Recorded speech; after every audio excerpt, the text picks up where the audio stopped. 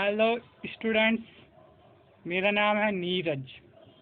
यह है आपका चैनल मैथ सॉल्यूशन। तो स्टूडेंट्स, हम जैसा कि आपको पता होगा पार्ट थर्ड है ये, जिसमें हम डिस्कस कर रहे हैं प्रैक्टिस पेपर। ठीक है, तो जिन्होंने पार्ट फर्स्ट और सेकंड नहीं देखा है वो इसके वीडियो के डिस्क्रिप्शन में लिंक होगा, वहाँ से देख सकते हैं। इसके अलावा मैं बता दूं आपको कि मैंने 1 to 6 जो प्रॉब्लम है वो पार्ट फर्स्ट में कराई हैं। उसके बाद 7 to 16 तक, यानी कि यहाँ तक जो प्रॉब्लम है मैंने वो कराई हैं पार्ट 2 में। ठीक है,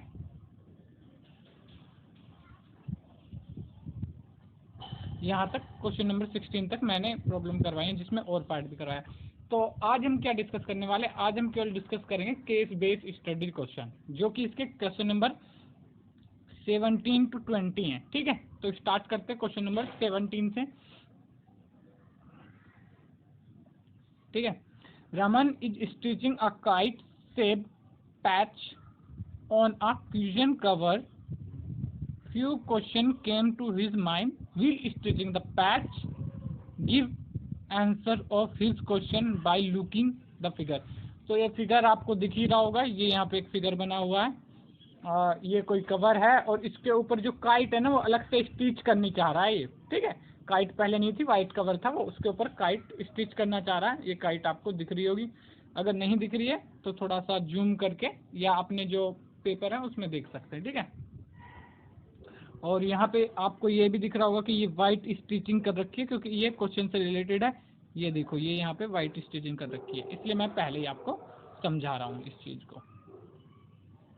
ठीक है, तो क्वेश्चन क्या पूछा है, Raman stitch white thread at what angle of each other.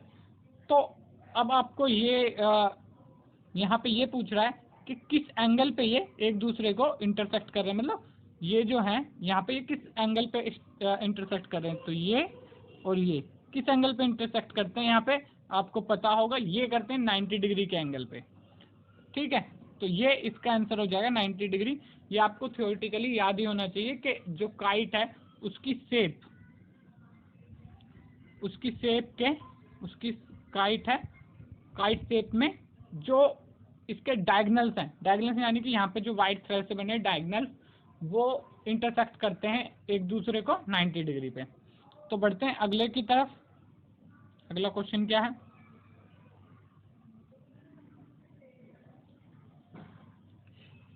ये है यहाँ पे। अब which of correct similarity criteria applicable for smaller triangle at upper part of this kite. जो स्मॉलर ट्रायंगल है अपर पार्ट में, उन पे क्या क्राइटेरिया, किस क्राइटेरिया से हम उनको सिमिलर प्रूव कर सकते हैं। अब देखो यहाँ पे इसको थोड़ा बड़ा करो, आई होप हो जाए। ठीक है, ये यहाँ पे देखो काइट है। ठीक है, ये इस टाइप की, ये यहाँ पे तो अपर जो ट्रायंगल हैं उनमें क्या क्राइटेरिया लग सकता, वो मैं आपको समझाने की कोशिश कर रहा हूँ। ये साइड कॉमन होगी, जाहिर सी बात है। ये एंगल 90 डिग्री का होगा, पता है सबको। पर हम ना इस साइड को एक ही साइड को प्रूव कर सकते हैं कि ये बराबर है। ठीक है, और किसी साइड को नहीं कर सकते। क्यों? क्योंकि यहाँ पे देखो, अगर हम सिमिलैरिटी देखेंगे, सिमिलैरिटी से देखेंगे तो ये ट्रायंगल इस ट्रायंगल के सिमिलर होगा, और जिस वजह से ये एंगल बराबर ये एंगल होगा। तो यानी कि ये एंगल आधा, मैं एक बार फिर से समझाऊं, ये एंगल और एक मैं वाइट कलर से ग्रीन कलर से बना देता हूँ, ये वाला एंगल बराबर ये वाला एंगल होगा। तो ये एंगल बराबर, यहाँ पे ये डायगोनल बाइसेक्ट कर ही रही होगी इसके इस वाले एंगल को। तो हम इसको प्रूव कर सकते हैं केवल ए से। ठीक है, और बाकी कुछ क्राइटेरिया इसमें दिए हुए हैं, जैसे कि RHS, ये तो बिल्कुल नहीं हो सकता। क्यों नहीं हो सकता भाई, ये क्राइटेरिया सिमिलैरिटी में होता ही नहीं है। ठीक है, ए परफेक्ट है, यही आंसर है। ठीक है, ऐसे दो साइड हम प्रूव करवा नहीं सकते, मतलब होंगी तो सिमिलर लेकिन प्रूफ नहीं करवा सकते। ऑटोमेटिकली जब एक है तो होंगी, पर अभी हम प्रूफ नहीं करवा सकते इस बिहाफ पे। उसके बाद AAS तो साइड हम कोई सी प्रूव नहीं करवा सकते। तो अगर दो एंगल बना लिए हमने तो फिर उसके बाद तीसरा एंगल वैसे ही बराबर हो जाता है, यही क्राइटेरिया लग जाएगा। ठीक है, आई होप मेरी बात आपको समझ में आ गई होगी। ठीक है, देखो पीछे मैंने आंसर टिक कर दिया था। एक मिनट, हाँ टिक कर दिया। ठीक है, लास्ट में मैं ये कर दूंगा आपके लिए। ठीक है, तो यहाँ पे ये इसका आंसर हो जाएगा ए अकॉर्डिंग टू मी। ठीक है, side of two similar triangle are in ratio. ठीक है, अब ये कह रहे हैं कि ये साइड इनकी बराबर नहीं है, इन्होंने खुद नहीं कह दिया, दो सिमिलर ट्रायंगल है उनकी साइड बराबर नहीं है। इन the ratio 2:9 the corresponding altitude of these are। तो अगर इनकी दो सिमिलर नहीं है तो इनकी साइड का रेशियो, जैसे कि मैंने क्या बता रखा, जैसे कि दो ट्रायंगल है, मान लो कोई भी दो ट्रायंगल है, इनमें ये खुद कह रहे हैं the side of the two side similar triangle are in the ratio of 2:9। तो ए कोई साइड बता दी इन्होंने 2:9 में है भाई, ये इसकी 2:9 में है कोई सी साइड। ठीक है, अब ये क्या बोलते हैं द corresponding altitude मतलब ये corresponding altitude, तो ये उसी रेशियो में तो होंगे जिस रेशियो में ये थे, क्योंकि हमने क्या पढ़ा है, हमने बीपीटी में क्या पढ़ा है, जैसे कि दो ट्रायंगल है हमारे पास ए बी सी और ई एफ जी। अगर ए बी अगर सिमिलर है तो A B upon E F is equal to B C upon F, क्या लिखा जी, F G is equal to तीसरी भी जो साइड होगी वो इनके रेशियो के बराबर ही होगी, यानी कि ई ए रेशियो और ये क्या बोलते हैं, सॉरी ई ए लिख दिया पहले, वो वाला लिखना था उधर का, ए सी अपॉन ई ए भी बराबर ही होगा। ठीक है, तो ये हमने पहले ही पढ़ रखा है, तो इतने ज़्यादा इसमें डिस्कशन नहीं करेंगे। यहाँ पे सीधा सा आंसर हो जाएगा 2:9। ठीक है,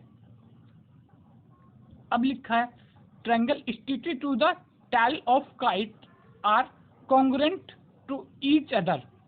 ठीक है, एक दूसरे के कॉन्ग्रुएंट है, and are similar to the lower part of kite. ठीक है, सारे जो ट्रायंगल है ना वो एक ही से एरिया के हैं। कॉन्ग्रुएंट का मतलब पूरा फिक्स्ड एरिया बराबर होगा उनका, सिमिलर का मतलब केवल एंगल बराबर होंगे और कुछ नहीं, और साइड प्रोपोर्शनल हो जाती हैं जब एंगल सिमिलर होते हैं, ये बात आपको पता होगी। ठीक है, मैंने काफ़ी अच्छे से समझाया है, ठीक है, अपनी प्रीवियस वीडियोज़ में। ठीक है, तो ये क्या कह रहे हैं, तो जो लास्ट में जो ट्रायंगल है एक बार दिखा दूँ, ये जो वाले ट्रायंगल हैं ये वाले क्या हैं, आपस में कॉन्ग्रुएंट है, मतलब इन सब का एरिया बराबर है। ठीक है, उसके अलावा ये जो है इस ट्रायंगल से इनमें से किसी ट्रायंगल से सिमिलर हैं। ठीक है, उसकी वैसे जानने की जरूरत नहीं है, इनमें से किसी से होगा, बताया तो होगा लेकिन किसी से होगा। ठीक है, उसमें जानने की हमें जरूरत ही नहीं है फिलहाल तो, क्योंकि हमें क्वेश्चन करने हैं तो उतना। ठीक है, क्योंकि रेशियो दिया हुआ है, लिखा हुआ similar to the lower part of the kite, lower part जो है काइट का वो है, तब तो समझ में आ गया होगा, नीचे वाला पार्ट जो था ठीक है उससे सिमिलर है, इन द रेशियो ऑफ 2:9। ठीक है, 2:9, अब 2:9 में है तो इसको शायद करना पड़ेगा, तो मैं वाइट ले लेता हूँ। 2:9, if one side of smaller triangle is 4 then the corresponding side of kite's lower triangle will be। ठीक है, अब ये कह रहे हैं एक साइड का सिमिलर है, ये हमें बता दिया है, सिमिलर है ये हमें बता दिया है, रेशियो हमें बता दिया, तो देख लूँ सॉल्यूशन किसका कर रहा है। 17 का पार्ट 4,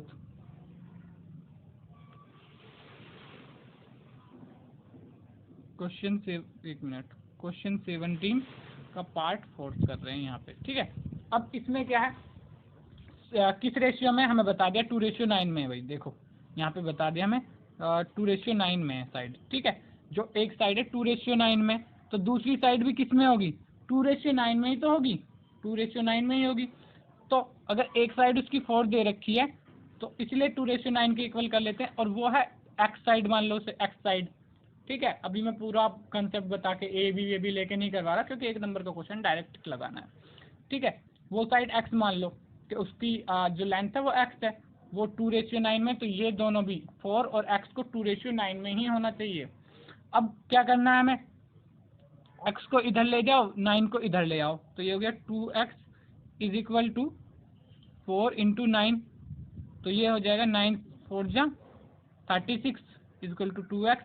अगर अब इतना तो पता चल गया होगा कि ये 18 आ रहा है, x is equal to 36 divide by 2 is equal to 18। देखो 18 कोई ऑप्शन है, तो यहाँ पे देखेंगे कहाँ गया 18, ये वाला ऑप्शन सी यहाँ पे करेक्ट हो जाता है। ठीक है, काफ़ी आसानी होते हैं क्वेश्चन, इतनी ज़्यादा घबराने की जरूरत नहीं है। What is the area of kite formed by 2 perpendicular strings of the, ये थोड़ा सा टफ सा लगेगा आपको, पर मैं इसको पूरा अच्छी तरीके से सोल्व कराने की कोशिश करूँगा। है कोई काइट बन सकती है क्या?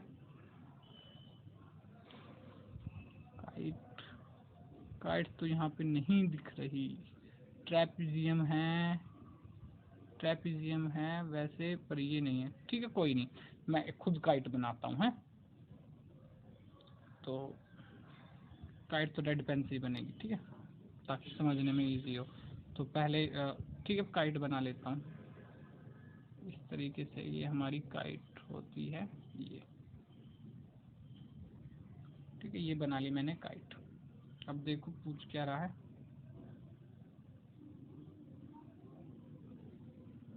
फाइंड द एरिया ऑफ ये। ठीक है, तो अब क्या कह रहा है, परपेंडिकुलर स्ट्रिंग की लेंथ दे रखी है हमें, छोटी वाली की 8 सेंटीमीटर, छोटी वाली की हमें क्या दे रखे, perpendicular. What will be the area of kite formed by 2 perpendicular string, length 8 and 12। ठीक है, एक की लेंथ 8 है, एक की 12 है। ठीक है, एक की लेंथ 8 है, एक की 12 है, तो छोटी वाली की ऑफकोर्स 8 होगी, तो मैं इसको लिख देता हूँ 8 सेंटीमीटर।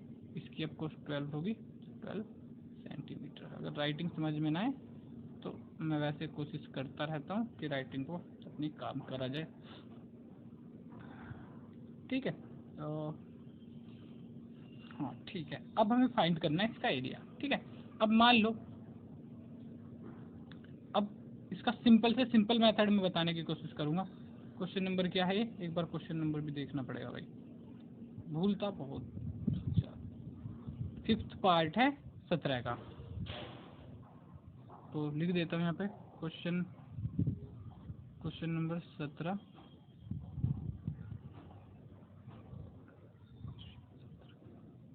पार्ट। ठीक है, अब इसमें क्या है, ये दिया हुआ है हमें 12। अब इस साइड को x मान लो, इस साइड को x मान लो, इसको y मान लो, इतना डिस्टेंस x y। वैसे तो ये बराबर होंगे, पर मान लो तुम्हें नहीं पता कि ये बराबर है। ठीक है, ये इतना x इतना y। ठीक है, अब क्या करना है, हम ऊपर वाला ट्रायंगल का एरिया निकालेंगे। अब ऊपर वाले ट्रायंगल का एरिया हम निकाल लेंगे, तो क्या निकलेगा देख लेते हैं क्या है। तो एरिया, 1 मिनट थोड़ा थिक करूं क्या इसको, ज़्यादा पतला लग रहा है।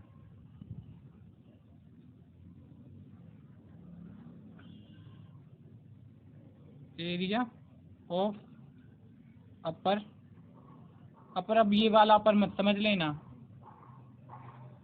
ये वाला अपर नहीं समझ लेना, ये वाला अपर, ये पूरा ये वाला अपर, ये वाला। ठीक है, जो इरेज कर दिया मैंने। ठीक है, खींच देता हूँ दोबारा पेन से। ठीक है, ठीक है, area of upper triangle is equal to, ये केवल मैं समझाने के लिए कर रहा हूँ, वहां पे इतना सब कुछ लिख के नहीं दिखाना, आपको फटाफट टिक लगाना है। ठीक है, 1/2 लेंथ इंटू लेंथ, यानी कि एल्टीट्यूड इंटू बेस होता है। ठीक है, बेस हमें पता है कितना है, एल्टीट्यूड हमने x मान लिया है, तो एल्टीट्यूड की जगह पे लिख लेंगे x, और बेस की जगह पे हमें पता है ये बेस पूरा कितना है, ये 12 सेंटीमीटर का, तो इसको लिख लेंगे 12। अब यहाँ से 2 से 12 कट जाएगा, तो ये बच जाएगा 6x। तो ये बच जाएगा 6x, ठीक है, ये बच गया हमारा 6x। अब ठीक है, दूसरे का निकाल लेते हैं एरिया। दूसरे का एरिया क्या है, ये हमें पता है, ये एल्टीट्यूड इसमें y है और बेस तो वही रहेगा ये वाला ही, जो कि हमारा 12 है, ये वाला बेस ही रहेगा 12 है, ठीक है। तो फटाफट निकाल लेते हैं, इस बार मैं ज़्यादा लिखूंगा नहीं। तो उसका एरिया हो जाएगा area of lower triangle is equal to half into perpendicular की जगह पे y ले लिया हमने, और इंटू 12 ही रहेगा बेस। तो ये आपको कट के यहाँ पे आ जाएगा 6y, क्योंकि ये कट के 12 आ जाएगा। तो दोनों का एरिया क्या होगा, तो area of kite is equal to area of upper triangle, ठीक है। दोनों के एरिया का सम कर देंगे तो काइट का एरिया आ जाएगा एरिया ऑफ अपर ट्रायंगल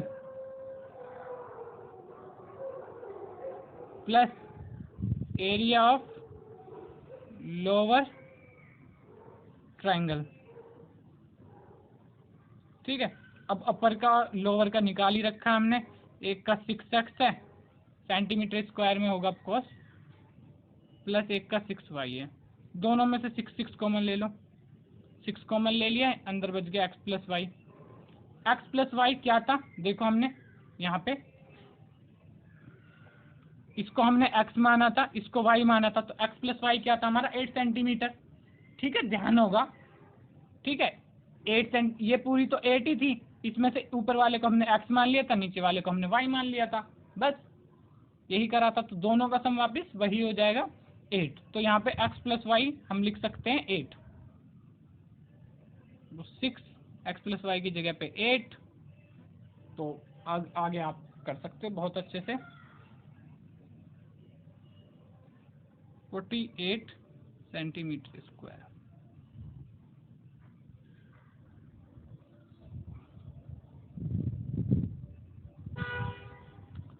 अब देखो 48 सेंटीमीटर कहाँ पे लिखा हुआ है भी या ऑप्शन में नहीं है, ऑप्शन ए ही सही है, 48 सेंटीमीटर स्क्वायर, ठीक है। ये तो ये हो गया क्वेश्चन नंबर 17 हमारा कंप्लीट। क्वेश्चन नंबर 18 को अब देख लेते हैं क्या इसका सिस्टम है, और इसको भी सोल्व करते हैं फटाफट। शायद क्वेश्चन नंबर 19 तो अभी नहीं कर पाएंगे, ठीक है। अब ये अगला क्वेश्चन क्या है, करण went to the lab near to his home for COVID-19 testing along with his family member and sits in waiting area were as per the norms of distancing during the pandemic.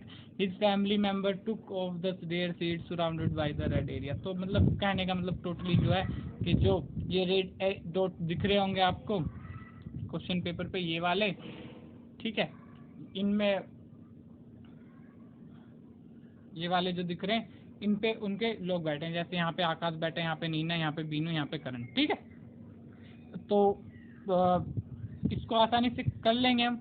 अब देखते हैं, question पढ़ते हैं और करते हैं, लगाते हैं, ठीक। Considering A is the origin, what are the coordinate of A. जब ए ओरिजिन है तो उसके कोऑर्डिनेट क्या होंगे भाई, 0 0 ही होते हैं कोऑर्डिनेट ओरिजिन के, ठीक है। अब अगला क्वेश्चन पूछा है what are the distance between Neena and Karan. Neena and Karan के बीच में क्या डिस्टेंस है भाई, नीना एंड करण के बीच में डिस्टेंस तो निकालना पड़ेगा, फॉर्मूला आपको याद होगा, ठीक है। याद नहीं है तो अब याद कर लेना। तो यहाँ पे करवा देता हूँ, ये है 18वें का दूसरा क्वेश्चन।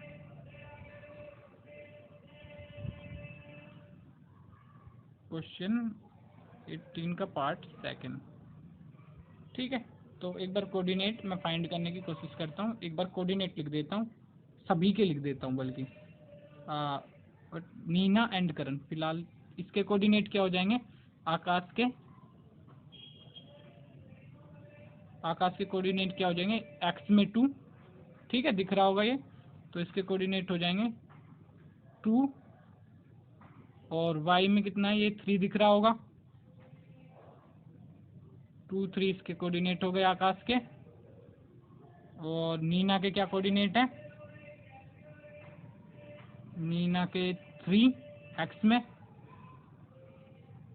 और 6 वाई में, और बीनू के 5 एक्स में और 2 वाई में। करण के क्या कोऑर्डिनेट हैं, ये तो यहाँ से 6 दिख रहा होगा यहाँ से, ठीक है 6 है ये, 6 एक्स में और वाई में है 5, ठीक है। और डिस्टेंस निकालना आपको आता होगा डिस्टेंस फॉर्मूला से, तो कोऑर्डिनेट देखता हूँ एक बार फिर करता हूँ शुरू दोबारा से।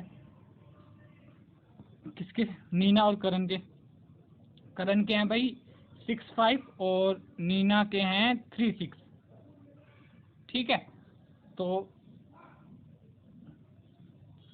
3 6 और 6 5, ठीक है। तो ऐसे मान लेते हैं x1 का फॉर्मूला आता होगा डिस्टेंस फॉर्मूला, ठीक है। तो वो क्या होता है, x1 माइनस x2 या x2 माइनस x1, जो भी करना चाहो, तो वो तो आपके मानने के ऊपर बात है, किसको आपने x1 माना है, x1 माइनस x2 का होल स्क्वायर प्लस ये x2 है, ठीक है 1 minute, plus y1 minus y2 का होल स्क्वायर, ठीक है। तो अब तो लिख लेते हैं x1, किसी को भी एक को 1 वाले कोऑर्डिनेट ले लो, ठीक है, किसी के भी 2 वाले ले लो। तो मैं मान लेता हूँ x कोऑर्डिनेट में जिसका ज़्यादा है, यानी कि 3 6 है एक का और 5 6 है, तो मैं 5 वाले को मान लेता हूँ, 5 माइनस 3 का स्क्वायर, ठीक है देख लो 5 एक का 6 और 3 है, तो 6 और 3 मान लेता हूँ,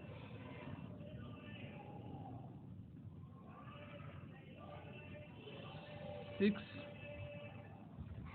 माइनस 3 का स्क्वायर प्लस, अब क्या है 6 वाले को अब 1 ही मान के चलेंगे, 6 वाले का 5 माइनस 6, अब 5 माइनस 6, 5 माइनस 6 का होल स्क्वायर। तो ये कुछ इस तरीके से आ रहा है, यहाँ पे आ जाएगा 3 का स्क्वायर और यहाँ पे आ जाएगा 5 माइनस 6 माइनस 1 का स्क्वायर माइनस 1 का स्क्वायर, इन दोनों को प्लस कर देंगे तो ऑफकोर्स 3 3 जा 9, 3 3 जा 9 प्लस 1 का 1, ये आ जाएगा √10। तो देखें ऑप्शन है √10 का कोई, क्या √10, हाँ ऑप्शन सी इज करेक्ट। तो यहाँ पे ऑप्शन सी हमारा करेक्ट हो जाता है, यूनिटी है क्योंकि सेंटीमीटर वेंटीमीटर दिया नहीं था, तो उस चीज़ को भी मैं लिख देता हूँ यूनिट, ठीक है। अब बढ़ते अगले की तरफ, ये हो गया what are the coordinate of Aakash, coordinate of Aakash हम पहले ही निकाल चुके 2 3, ठीक है। तो इसको मैं डायरेक्ट ही टच करूँगा, कोऑर्डिनेट निकाला था उस टाइम पे मैंने दिखा दिया होगा कैसे निकालें, उधर से लाइन खींच के। 2 3 कहाँ है, 2 3 है ना, x में 2, x वाला पहले लिखते हैं, 2 3 3 2 नहीं होना चाहिए, 2 3, ठीक है ओके गुड।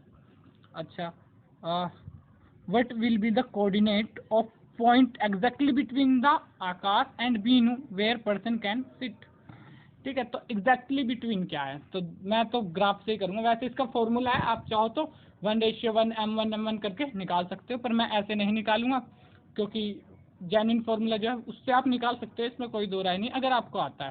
पर मैं यहाँ से, क्योंकि इसमें ऑप्शन में है ना ये क्वेश्चन और काफ़ी दूर दूर के हैं, क्योंकि मुझे टाइम भी बचाना होगा जिस टाइम पे, तो एग्ज़ाम के पर्पज़ से मैं यहाँ पे करवा रहा हूँ आपको, ताकि टाइम भी बच जाए आपका। तो देखो इनके बीच में एग्जैक्टली लगा लो, इनके बीच से कोई लाइन ये जा रही होगी, 1 मिनट, आकाश और ये लाइन जा रही होगी, तो इसका बिटवीन कहाँ, ये पॉइंट होगा कुछ, ये पॉइंट, ठीक है। थोड़ा सा आकाश की तरफ लग गया, लेकिन लगभग यही होगा, ठीक है। अब इसके कोऑर्डिनेट तुम अंदाजा देखो तो यहाँ से लगभग एक्स एक्सिस में 3.5 पड़ रहा है और वाई एक्सिस में 2.5 पड़ रहा होगा शायद, है ना। तो अब उसके आसपास की कोई वैल्यू है तो देख लो। तो 3.5 और 2.5 पहली ही ऑप्शन हमारा करेक्ट है, ठीक है। अब 1 मिनट, ये क्या हो गया, ठीक है, पहला ही करेक्ट है। इसके अलावा 2.5 और 5 तो कहीं हो नहीं सकते, ठीक है। 5 का तो कोई मतलब नहीं है, 5 पे अगर कोऑर्डिनेट आ गया तो 5 पे कर पड़ेगा कुछ यहाँ, इस लाइन पे पड़ेगा, वाई एक्सिस में, इस लाइन पे तो कोई कोऑर्डिनेट इनके एग्जैक्टली बीच बैठेगा ही नहीं। और ठीक है, तो ये ऑप्शन तो वैसे ही गलत। और इसमें 10 में भी बहुत ऊपर पड़ जाएगा, तो 10 और 5 का तो कोई मतलब ही नहीं है, ये भी गलत। 1.5, 0.5, तो 1.5 यहाँ पड़ेगा और 0.5 यानी कि यहाँ ये पॉइंट पड़ेगा, ये पॉइंट इनके बीच का है ही नहीं, तो ये भी गलत, ठीक है।